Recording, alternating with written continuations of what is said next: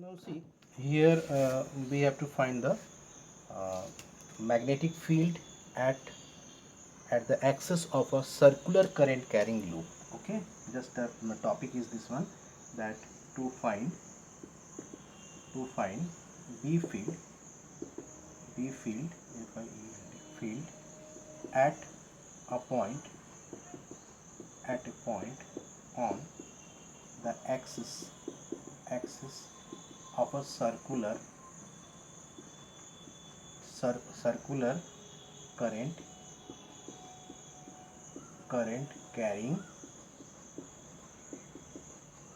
carrying loop. ठीक है, this is the thing. To find the magnetic field at a point on the axis of a circular current carrying loop. Circular current carrying loop है, उसके axis में कोई point है जहाँ पर अपने को क्या निकालना है, मैग्नेटिक फील्ड निकालना है. Okay, so here you just I am drawing the drawing here से. ये देखो मेरे पास जो है ये सर्कुलर लूप ऐसा है, और सर्कुलर लूप का मान लो ये एक्सिस है, ये मान लो मेरा पॉइंट पी है. ठीक है, तो अब सर्कुलर लूप में जो करंट है वो फ्लो कर रहा है. देखो कहाँ पर, सर्कुलर लूप में करंट कैसे फ्लो कर रहा है, इस प्रकार से current is flowing in this circular loop. Okay, now तो इस प्रकार से करंट फ्लो कर रहा है. तो हमने देखो कि इसके कारण अपने को यहाँ क्या निकालना है, we have to find the B at point P. Okay, so यहाँ पर जो है वी हैव टू फाइंड यहाँ पर क्या निकालना है अपने को, बी निकालना है, मतलब मैग्नेटिक फील्ड. अब बी क्या, ये वाला पॉइंट जो है यहाँ से how many distance it is, say it is X distance from here. What is the radius of this loop, so it is r. Okay, now see, the very important concept here is that how to find the magnetic field, and we will be using what, the Biot-Savart's law. we will be using the Biot-Savart's law. ये circular loop है, तो circular loop में देखो मैंने ये दो यहाँ क्या ली है, करंट एलिमेंट ली है. Because in Biot-Savart's law the requirement is that first of all we want to find the differential magnetic field at this point P due to a current element. अगर करंट एलिमेंट के कारण निकालिए तो पूरे wire के कारण हम उसको निकाल सकते हैं by the help of integration process. Okay, so let this one say it is our current element, that is ideal. ये वेक्टर क्वांटिटी, ये भी हमारा क्या हो गया, आइडियल वेक्टर क्वांटिटी. तो आइडियल से हम लोग क्या क्या करते थे, ये लूप से ऐसे बाहर आ रहा है, तो आइडियल से क्या करते थे, ज्वाइन करते थे. वी आर ज्वाइनिंग ना, we are joining by this से दिस लाइन लाइक दिस, इस प्रकार से हम इसको ज्वाइन करते थे. ज्वाइन करने के बाद में हम क्या करते थे कि यहाँ जो डीबी का जो डायरेक्शन होगा वो डीबी वेक्टर क्या क्या होता था. Yes, what is the dB vector, can you tell here, due to this ideal. Yes, dB vector क्या होता था, dB vector is equal to your mu naught upon 4 pi. Okay, it is your ideal, है ना, ideal. और इसमें क्या रहेगा, है ना, into cross product, that is your r cap upon this distance is, say for example this is r, so upon your r square होता था ये. now tell me that ये आइडियल और r cap, ये इसकी जो डायरेक्शन में एक प्रकार से वेक्टर है जो कि r cap है. तो यू टेल मी आइडियल और r cap के बीच में एंगल कितना है. yes, say for example say this is the loop. okay, now if this is the loop here, say this is the differential element ideal, और ideal differential element है, और ये मान लो सेंटर है, ये सेंटर से मेरा ये वाला देखो, सेंटर से ये वाला क्या हो गया, एक्सेस हो गया. ठीक है, समझ में आ रहा है आपको. ये देखो आइडियल ऐसे गया है, एक्सेस हो गया. और ये जो है ये जो है देखो ये वाला, इसको मेरे को ऐसे जोड़ना है, यहाँ से आइडियल से मेरे को क्या करना है, इसको जोड़ना है. अब ये ऐसा था तो देखो आइडियल और इसके बीच में एंगल कितना था, 90 था. अभी जोड़ूंगा तो भी तो 90 है ना, ये सुन लो. तो 90 अगर होगा तो आइडियल और R cap, ideal R cap इसमें है, आर कैप इसमें है, देखो आर कैप इसमें है, आइडियल. तो देखो आइडियल और आर कैप के बीच में एंगल, अच्छे समझो, आइडियल और आर कैप के बीच में जो एंगल है वो कितना है, 90 है. ये समझ में आया, और ये हमारा पॉइंट भी है. तो जो भी यहाँ पर डीबी होगा वो क्या होगा, आइडियल से आर अपने को क्या करना है, स्क्रू घुमाना है. तो आइडियल से आर स्क्रू घुमाओगे तो ये आर कैप तो यहाँ, आइडियल इधर, स्क्रू घुमाओगे ऐसे, स्क्रू घुमाओगे ये ऐसी. मतलब now the this particular vector gives the direction of dB. तो यहाँ डीबी क्या हो जाएगा, डीबी जो है वो आइडियल का परपेंडिकुलर होगा प्लस आर का भी परपेंडिकुलर होगा. तो देखो यहाँ पर आइडियल, इसका जो प्लेन होगा इस प्लेन का परपेंडिकुलर होगा. ये देखो यहाँ पर डीबी, देखा यहाँ पर डीबी कैसे मैंने रिप्रेजेंट किया, ये आर वेक्टर का परपेंडिकुलर में हमने क्या किया, इसको डीवी यहाँ पर लगा दिए हैं. Now see for here what we do is that that here I just want to make you that the direction here I want to put here, this is the dB, this is the dB, ठीक है। अभी जल्दी अपन करते हैं इसको, this is the dB। तो यहाँ पर क्या हो गया बताओ, तो dB यहाँ पर ये एंगल थीटा हो जाएगा, है ना। तो dB के दो कंपोनेंट्स होंगे फिर, है ना, dB के दो कंपोनेंट्स होंगे, एक कंपोनेंट होगा ये वाला कंपोनेंट होगा, है ना, dBx हो जाएगा, और एक कंपोनेंट क्या हो जाएगा यहाँ पर, क्या हो जाएगा, dBy हो जाएगा। तो बाकी करंट एलिमेंट्स के कारण, इस करंट एलिमेंट के कारण फटाफट से यहाँ पर जो है, यहाँ भी dB तुम्हारा ये होगा। तो देखो बाकी करंट एलिमेंट के कारण ये dBy वाला कंपोनेंट कैंसिल हो गया, तो बचा कौन सा कंपोनेंट हमारा, dBx। तो dBx कंपोनेंट यहाँ पर बचे रहेगा, मतलब इसके कारण पूरे लूप के कारण कौन सा कंपोनेंट यहाँ पर बचेगा, dBx। अब ये एंगल थीटा है, तो ये एंगल थीटा है, तो ये कितना हो जाएगा, ये हो जाएगा 90 माइनस थीटा हो जाएगा।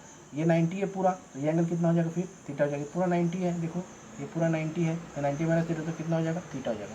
ये पूरा 90, तो ये वाला कितना हो जाएगा, ये 90 माइनस थीटा, ठीक है ना।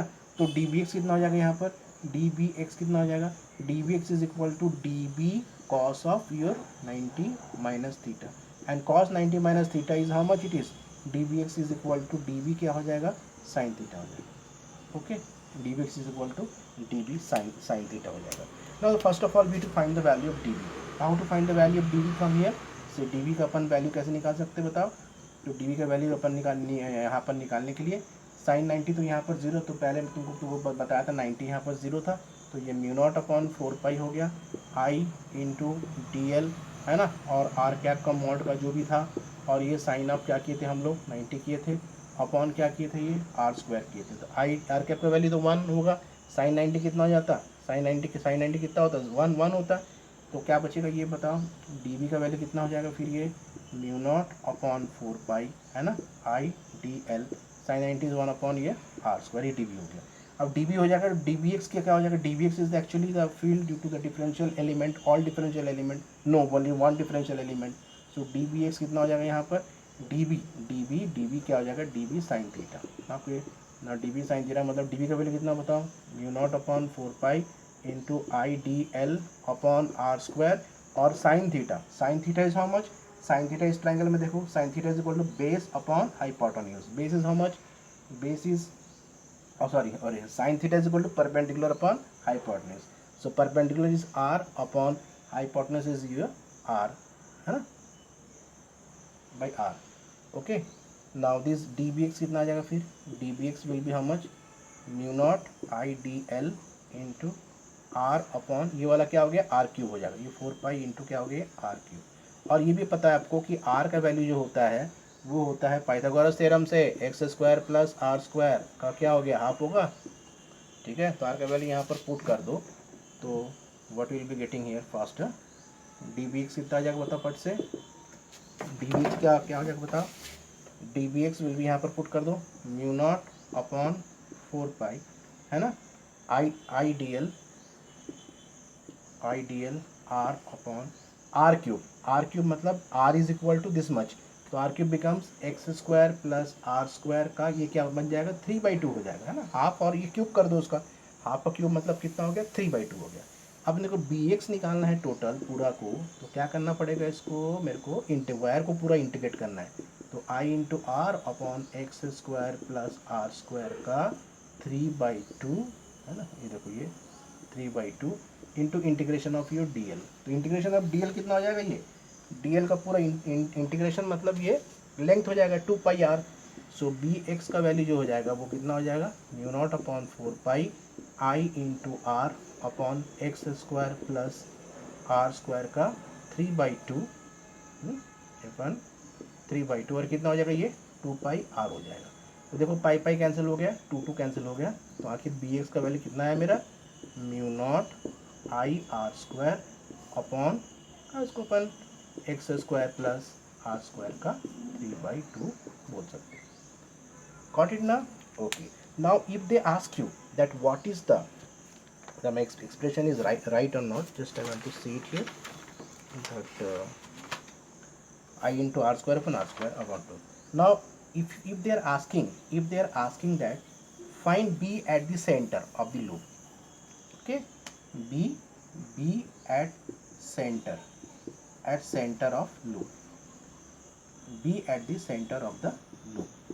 सो for this one what you to put, क्या करना अपने इसको put x is equal to क्या करेंगे हम 0।